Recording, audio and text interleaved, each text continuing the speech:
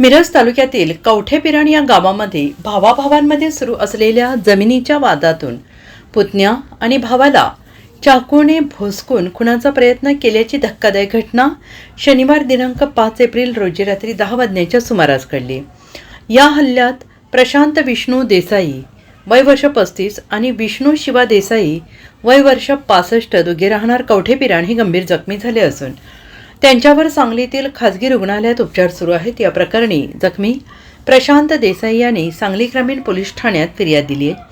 त्याच्या फिर्यादीवरून पोलिसांनी हल्ला करणाऱ्या अभिजित उत्तम देसाई वय वर्ष 28, उत्तम शिवा देसाई वय वर्ष 58 आणि अमोल शिवा देसाई वय वर्ष 45 राहणार देसाई गल्ली कवठेपिराण या तिघांवर खुनाचा प्रयत्न केल्याचा गुन्हा दाखल करत अटक केली आहे।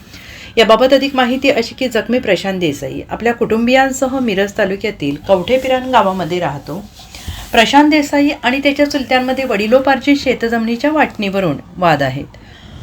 शनिवारी रात्री 10 वाजण्याच्या सुमारास प्रशांत देसाई हा त्यांचे वडील विष्णू देसाई हे दोघेजण संशयित तिघांना घेऊन चुलत भाऊ अरविंद देसाई याच्या घरी वाद मिटवण्यासाठी बैठक घेण्यासाठी निघाले होते। यावेळी संशयित अभिजित देसाई यांनी सारखे या विषयावर किती वेळा मीटिंगला बसायचं असं म्हणून जखमी प्रशांत आणि त्याच्या वडिलांशी वाद घालू लागला आणि यावेळी चुलते उत्तम देसाई अमोल देसाई हे देखील वाद घालू लागले आणि यावेळी संशयित अभिजित देसाई यांनी त्यांच्या जवळील चाकूने प्रशांत याच्या कमरेखाली भोसकले आणि त्यानंतर संशयित उत्तम आणि अमोल देसाई यांनी त्यांच्याजवळ असणारे चाकूने प्रशांत यांचे वडील विष्णू यांच्या पोटात भोसकून दोघांना गंभीर जखमी केले। घडलेल्या या घटनेनंतर जखमींना तातडीनं सांगलीतील एका खासगी रुग्णालयात उपचारासाठी दाखल केले आणि या घटनेची माहिती मिळताच शहर विभागाच्या उपअधीक्षका विमला एम, पोलीस निरीक्षक किरण चौगले यांनी घटनास्थळी भेट देऊन तातडीने तपासाची चक्रे फिरवून संशयित तिघांना अटक केली आहे।